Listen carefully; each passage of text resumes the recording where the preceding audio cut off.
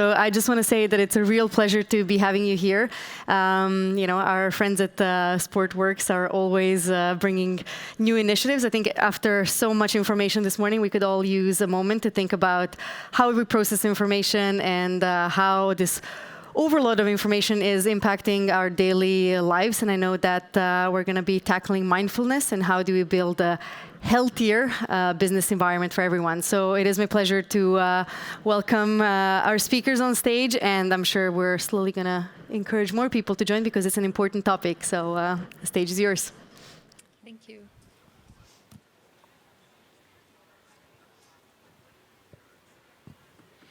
Hello, everyone. Good morning. Thanks for listening to us because it's very important.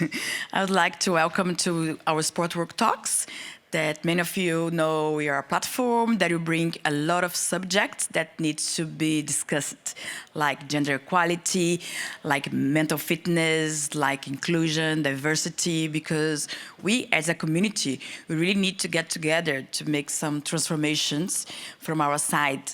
And so we discuss with the institution, discuss with us as sport workers. So this is why SportWorks, that we are based at Maison du Sport. We are much more than a co-working. We are a community that brings voice to the people that works in sport.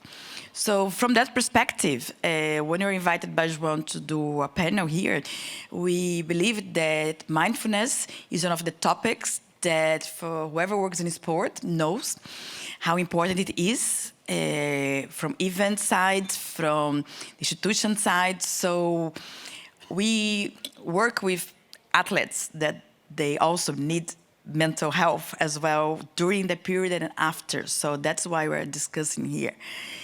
And also from my side, as a woman, mother of two, I actually had a burnout a year ago.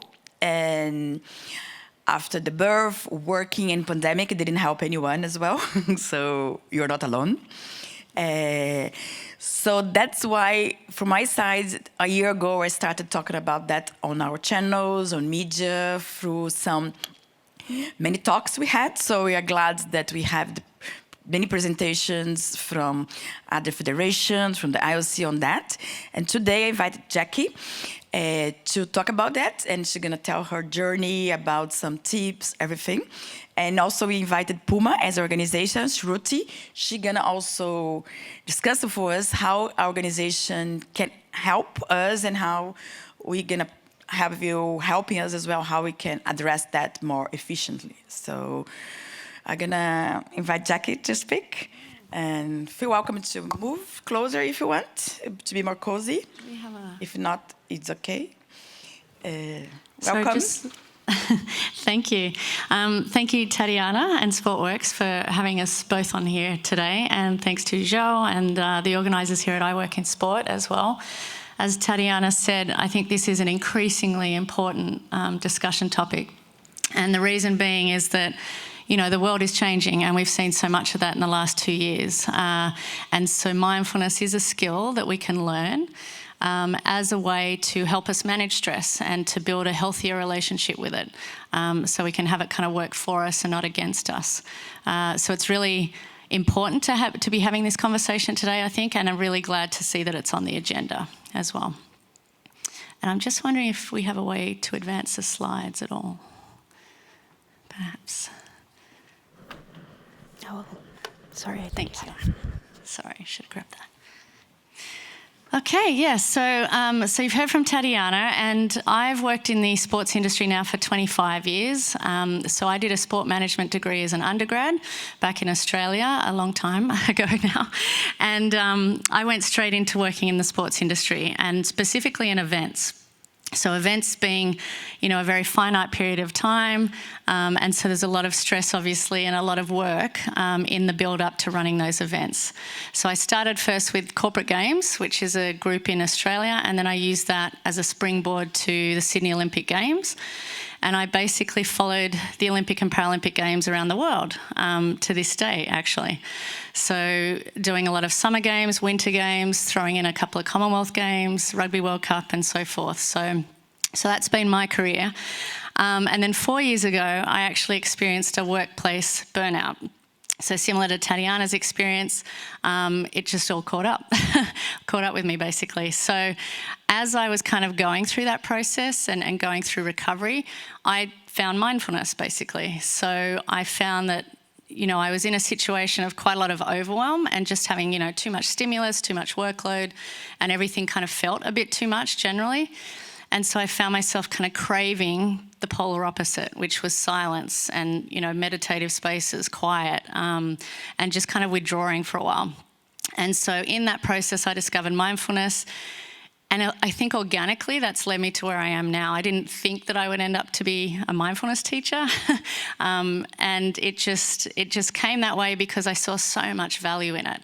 And the skills I think are so, let's say, easy. They're simple but not easy, I should say. So the act of mindfulness itself is something that we can learn, but it does take practice. That's all I would say about that. But I find it invaluable now, and it's such a part of my life. And so I do like sharing it with others, because I think for you kind of starting in your career, the earlier you can develop healthier habits, the more likely you'll find it easier to deal with stress as you go, and that's going to impact your career progression, okay? Because if you're able to manage stress, if you're able to build emotional intelligence, that are all like fundamental to you succeeding, in your career. So that's why I think it's so important. And this is where, just to provide some context today, this is where a lot of you are, I guess, right now on your journey. And this is a transition curve. So probably some of you are familiar with Kubler-Ross's work in this area. This actually was a graph that depicted grief and how we might move through the process of grief. It's since been adapted many times to more accurately reflect change now. So through process of change, through process of transition, this is typically what we might experience. So as you are looking for work now and entering the workforce, you might find that you go through something like this, okay? And so, you're at the precipice now of a significant leap into the unknown. You're approaching employers here today, and it can be a frustrating time, and it can be a really stressful time, okay? Not knowing what's around the corner and dealing with all of that uncertainty. So I put this up here as a bit of context, but also just to normalise that experience, okay? So all of you will go through some degree of this. And for some of you, the dip might look quite low. For others, you might have a very, relatively small dip. And that's where mindfulness can be helpful to this process, because that dip will occur. So it's just, how do you want to move through that dip? And what skills can you learn to help you manage that process a little better? So I want to make this as interactive as possible, and there's not many of us here, so I think we've got the opportunity to do that. But just true or false, what do we understand about stress, And I guess the first one there I've put is stress is the same for everyone. True or false? And you can yell it out. False, yeah. Yeah, and the reason being, so a lot of people kind of notice that in a workplace situation, two people might behave the same way, even though they're exposed to the same stresses, if you like, in the office.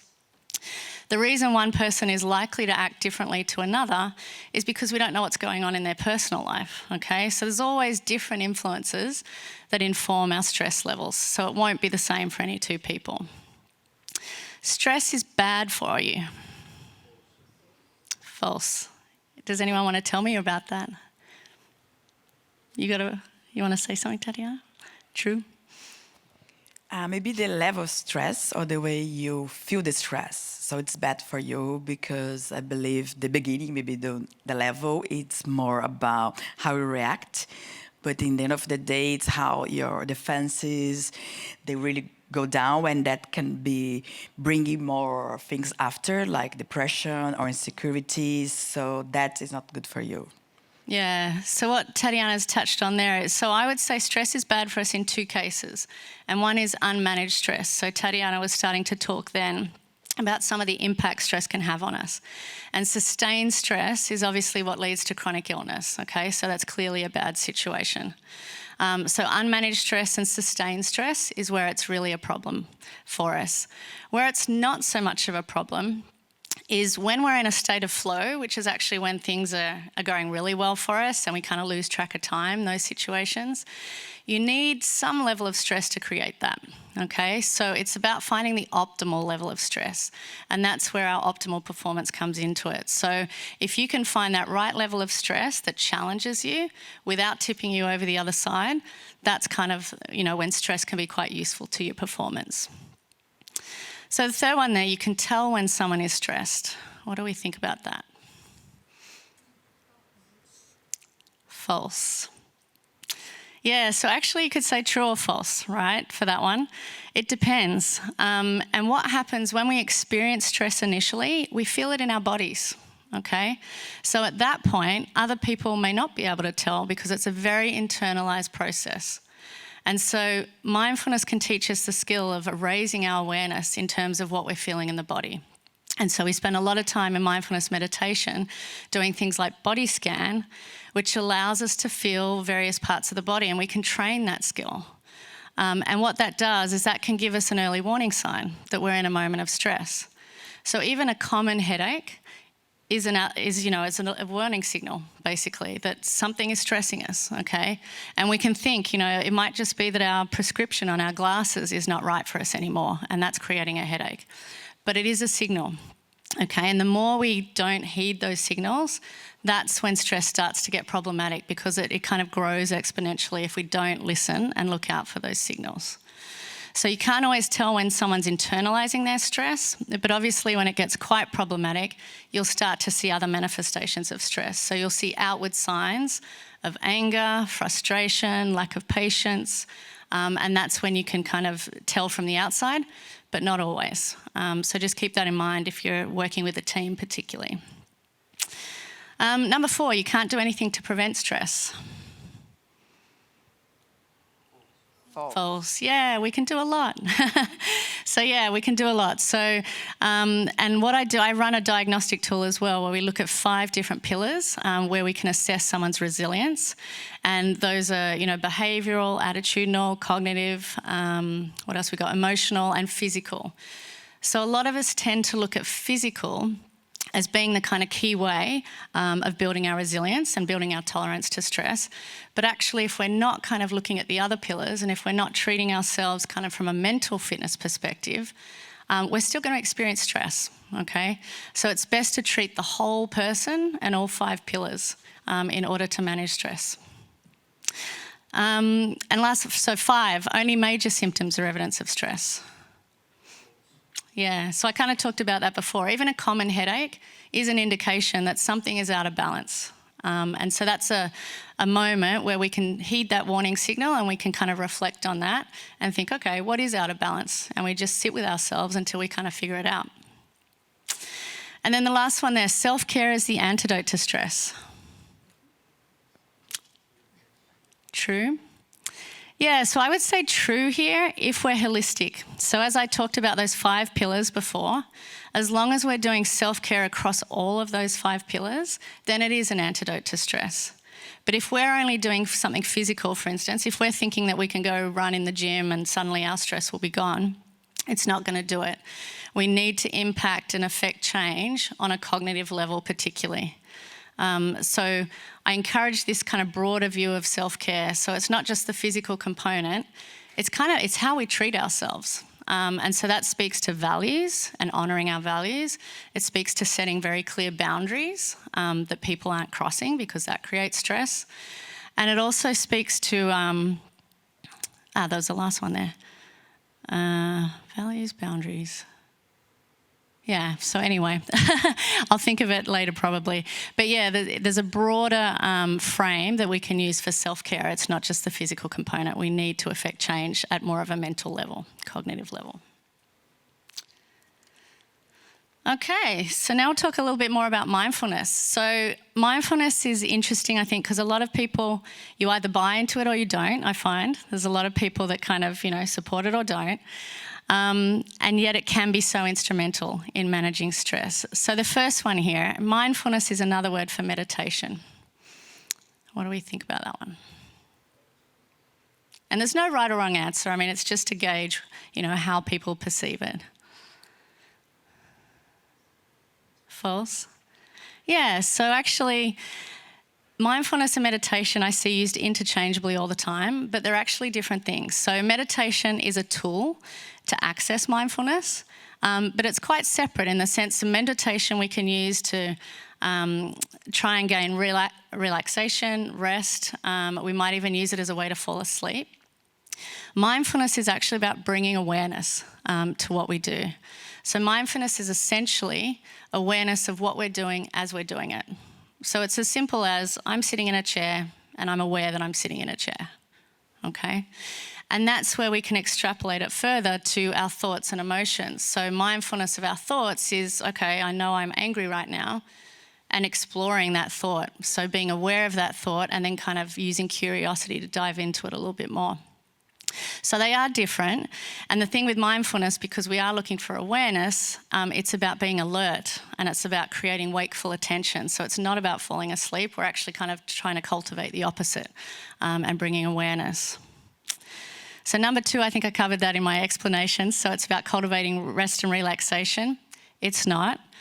Meditation might be a way that you can do that, but mindfulness is more about awareness, okay? So it's really bringing awareness to what we're doing and thinking. Number 3 is an interesting one. So mindfulness requires a quiet space. What do people? False, yeah. Because it is an awareness activity, we could be sitting in a construction zone and still practice mindfulness. So what might that look like? We could sit in the construction zone and we could just, close our eyes if we want to, and we could tune into what is the awareness of what I'm feeling right now in response to that stimulus.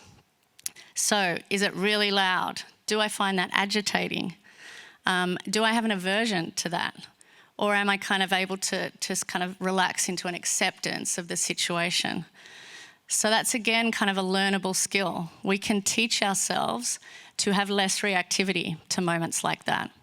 And that's kind of the goal, right, is when we're in stressful situations, if we can kind of tune inward, then we can kind of dissipate whatever stressor is coming into our lives. So that's where it's quite useful. 4, mindfulness leads to passivity. False, yeah. Yeah, so it does induce calm, if you like. So you'll find that people who are very good at mindfulness are often very calm, but it doesn't mean they don't get frustrated or angered. They just have a different response to those things, okay? So you're actually just cultivating a conscious response to stimulus rather than an automatic reaction. And that's kind of what goes to autopilot. So we're often on autopilot. And it's not always a bad thing. It protects us and it allows us to do things like drive and speak to someone in the car and still manage to push the brake on if someone runs into the road. Okay, that's where autopilot protects us and is a good thing for us. But if we spend too much time in autopilot, then potentially we're missing better ways to respond to things. And we're reacting from a place of fear or anger or nervousness and not from kind of what we know we can be capable of. 5, mindfulness is about being able to empty your mind. Yeah, so I'm seeing a shake of the head. So I have loads of people talk to me about this and say, I'm no good at meditation, I'm no good at mindfulness because I can't get rid of the thoughts. The goal of meditation and mindfulness is not to get rid of the thoughts. So what we practice in meditation specifically, it's becoming aware of the thought and then becoming aware when we're distracted. So as we start to think of other things, how quickly can we bring ourselves back to the present? And that's what we teach ourselves. So again, building this skill of increased focus, increased attention, increased concentration. And then lastly, mindfulness is a quick and easy win. What do you think? False, yeah. Yeah, so what I would say is, so as I said earlier, I think it's simple but not easy. So the act of kind of reflecting on our thoughts, of being aware of what we're doing is simple, but it's not always easy to engage that part of our brain that allows us to do that. And that's why it's called mindfulness practice, okay? Because if you want to get better at this, if you really want to develop this as a skill, it is something you need to practice on a consistent basis. And not necessarily for a long period of time, but just consistently, day in, day out, how much time can you spend actively cultivating this skill? So that's kind of, I guess, from a contextual standpoint on some of the things related to stress and mindfulness. We do have Shruti here today, which is great because I do also want to kind of just open the discussion around, workplace well-being and how workplaces are kind of being quite progressive with this and integrating well-being initiatives and things like mindfulness into the workplace. And Shruti's got some great case studies, if you like, from India to share. Great. Thank you so much for inviting me on this panel. And while you both were sharing about your personal or private side, I was actually sitting and reflecting on my childhood and how I have grown in India and my journey to Germany here a couple of months back. So as you know, that India is quite diverse, and in some cases, it's also very conventional or conservative. So I belong to a very small town in the northern part of India. And while I was growing up, the only priority, apart from my education, was to get married. And, it was a big topic of conversation that you have to find the right groom. And everything that I would do was to end up in finding the right groom for myself. So you have to excel at studies, because when you look at a prospective partner, they would want a well-educated woman. You need to know how to do the household work, because when you are to be someone's bride, you need to take care of the family. So you need to know cooking, you need to know how to raise child. You need to be like a superhero, in short. The only thing is, this superhero probably won't wear a cape, but an apron. So that was when I was growing up. When I went to university, when I went to my college, and I have a degree in engineering. So I had just 3 women in my class, and I had around 57 boys. And it was a very different world. I came from a very small conservative town where it was, as I said, all about being the centric, the female piece of it. And now I come to a world which has opportunities, which has male classmates, and I didn't know how to interact with them. That was another level of stress, the peer-to-peer stress. All right, fine, I did decent enough in my class to land up with jobs. And then I move into corporate when I get a job. When I moved into manufacturing sector, it is predominantly, at least in India, it is dominated by men. You hardly find women. And very, very basic stuff, like I worked in a factory. The factory has your safety shoes, which are heavy metallic shoes, because when you're working in a factory, if something falls down on your foot should not get injured. The idea of a female footwear was just to shrink the male footwear size. So, it did not cater to the comfort of my shoe, but only a size smaller than what my male colleagues would wear. Every day going to the factory was another level of stress, because I lacked the social skills of interacting with my peers. And I never knew there was something like a mindfulness, or there's something like a stress management at that time, at those days. When I moved further in the corporate ladder, I saw this quite prevalent. And I realized that I am not the only person who's facing this.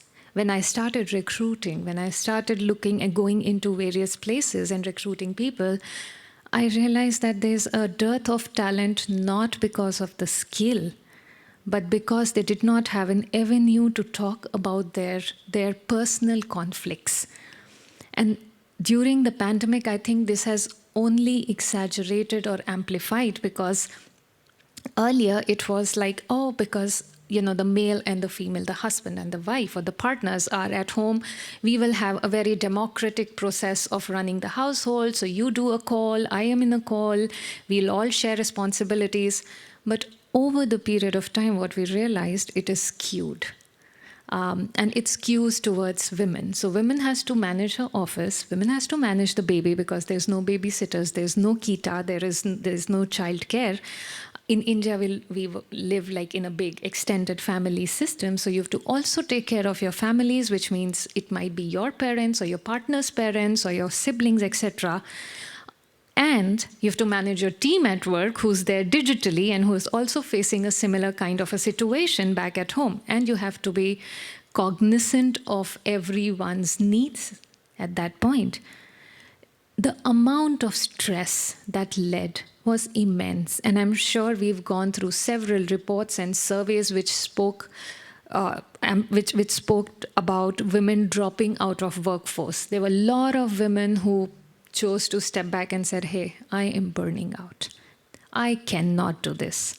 I am not a superhero, I give up. And I am delighted when such important topics are brought to stage and spoken about.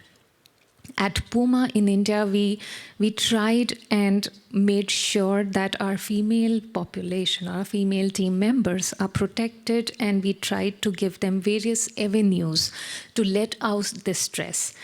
We launched an anonymous helpline with certified counselors, with certified doctors who could help them deal and navigate with these kind of stressful situations, because we understood that managing house, managing work, managing family, that requires 3 people's job rolled into one.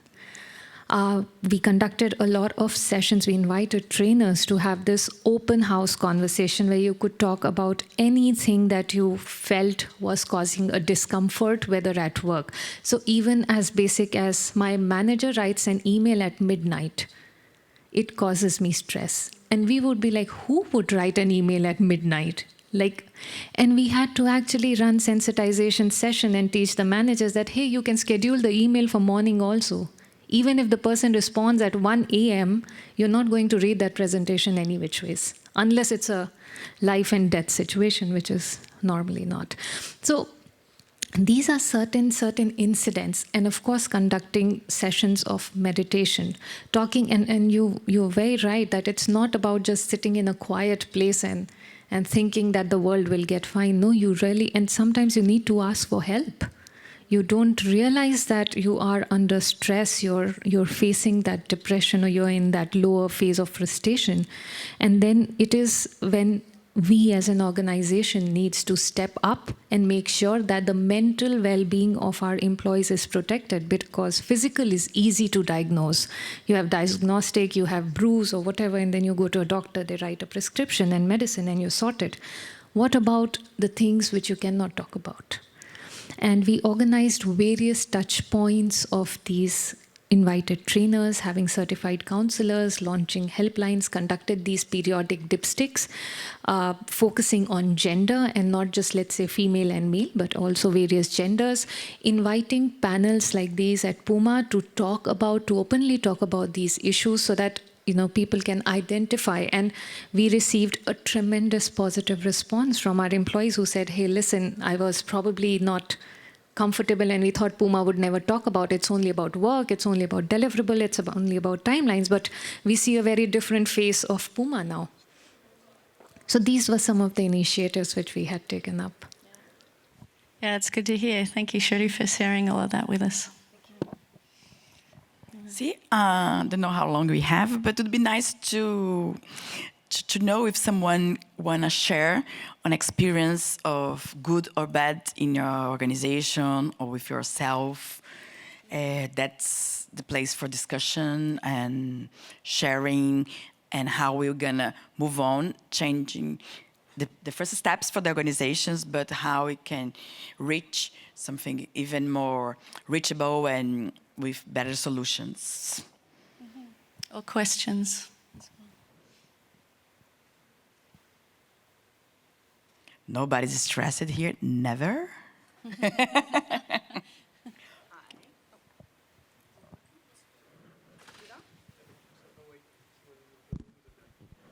Sorry. Oh, Is it on? Yes.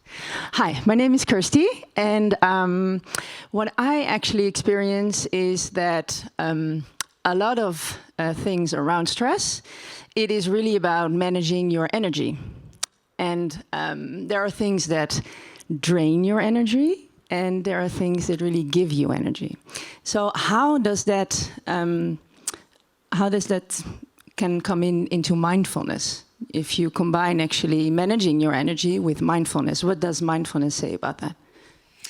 Yeah, so I do an exercise actually where, in a given day, so let's say yesterday, if you were to write down from 9 to 5 or even go later, so 9 to the time you go to bed, for each hour, what activities were you doing yesterday that gave you energy versus took energy from you? So mindfully, and this is where the mindfulness comes into it, I guess, is, really looking back at, okay, breakfast, did it give me energy? Yes, because I ate well. Perhaps it didn't give you energy if you didn't eat well. I had a meeting. Was that something that gave me energy or took energy away from me? I had to give a presentation. Again, energy giver or energy taker. And so what you can do is you basically kind of make a list of what gave and took away energy from you in the day. And then you can reflect on it and kind of mindfully go back and say, okay, when I give a presentation, maybe that takes energy from me.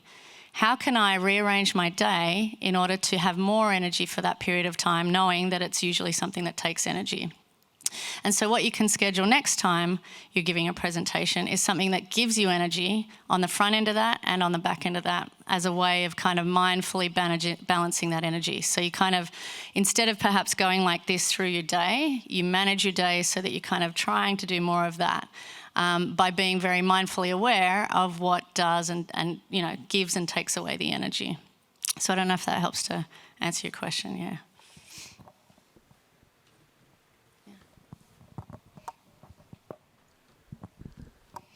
Hi, my name's Rachel. I just had a question because I've had experience in the past of managers who have experienced burnout talking about their experience and using their lived experience to kind of support the team. And I wondered what your perspective was on the importance of that, but also balancing their well-being and the impact that that has on people who are being expected to kind of use their lived experience to help and support the people around them.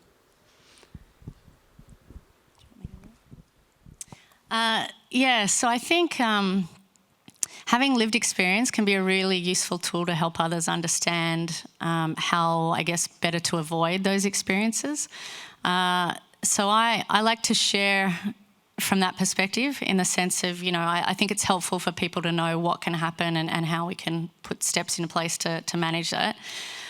I wouldn't suggest that it's an expectation that should be had of anyone that's burnt out in the workplace, if that speaks to your question. So, if there are people that have burnt out and management are suggesting that they talk about it and suggesting that they share, then that's not what I would say is necessarily good for anyone. I think it has to be a voluntary share because burnout can be quite traumatic for people, Now that I work in this area a lot, there's people that, I've met people that have been hospitalised and took 2 years to get through it. I've met people that kind of bounce back fairly quickly, and so it looks different for everyone. And so I think it's good to share those experiences, but not in a way that necessarily puts that imposition on people if they're not willing to share that experience, but also in a way that kind of takes us through to the solution, rather than dwell in the problem. And that's what I always try and do with mindfulness is really it's a solution. We're looking at, how do we solve a problem rather than dwelling in what that problem is. So it's more of a proactive approach. I don't know, Tatiana or Shruti, if you want to add anything to that. No, I think you said it quite well. And at Puma, we have employee groups where we kind of encourage our employees to share their experiences so that somebody...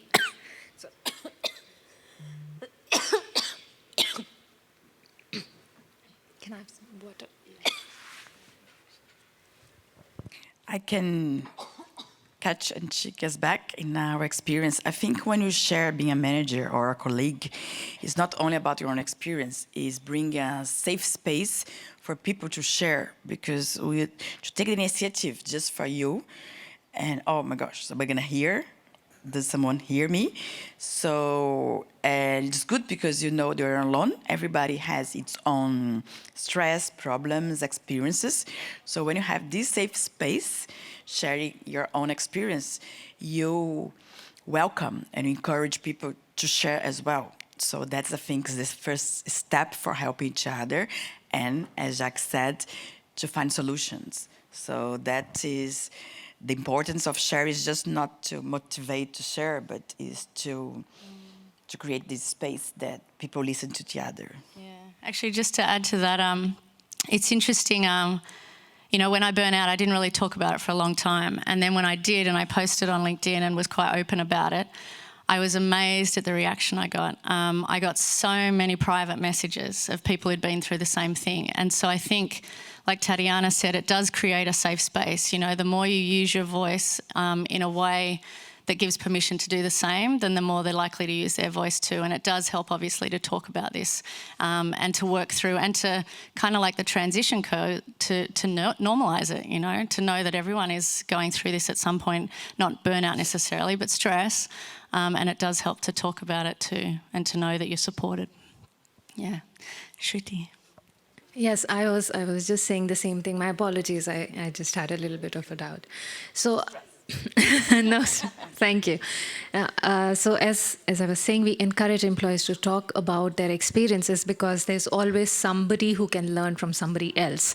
And there is no shame in admitting that I am undergoing a burnout or undergoing a stress. Only when you come out or only when you seek help is somebody going to help you. And we, any which ways, had supported the employees with our doctors, with our counselors who would keep their identity anonymous if that was a concern for them. Regular touch points with them, with the HR team was done so that they could feel the connect. They could actually come forward and talk about any specific needs that they have so that they could manage this entire transition, as you rightly said. And also, we conducted sessions for the partners or spouse of our employees so that they could understand what the employees are going through. Focus mainly on females because they had a whole lot of a different equation compared to their husbands or their partners. So I think some of these interventions helped a lot of our employees to cope up. When we looked at our analytics from the helplines which were there, we found out that more than our employees, their partners kind of, went to these helplines to have these chats and conversations with the counselors that how could I support my spouse better? So this whole round approach where we also involved families in the space of well-being helped us to manage, and this is what we continue doing it. Yes. I'd like to say thanks, everyone, for paying attention and discussing. Jack will be in the afternoon with us outside in our SportWorks corner, so it's a place for interacting, talking, having some water, chatting. Whoever is shy, just say hello, where we are able to come and chat and help. So Jacqui can be there as well, giving some tips, read to Shruti as well, and to me. So also we're gonna be talking about this subject a lot during this year in our channels, in our talks. And every participation from you, from the beginning of the career, from the side of the institution, anything I think is important as a community.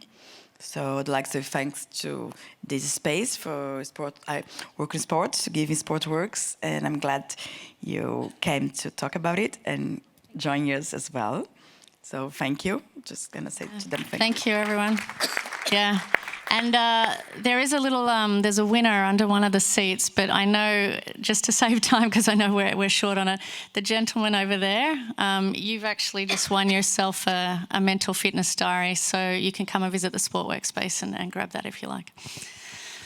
Cool. We're going to have more later on as well. If you have a business cards or names, just bring us. We're going to give another one later. Thank you. Okay. Thanks, everyone.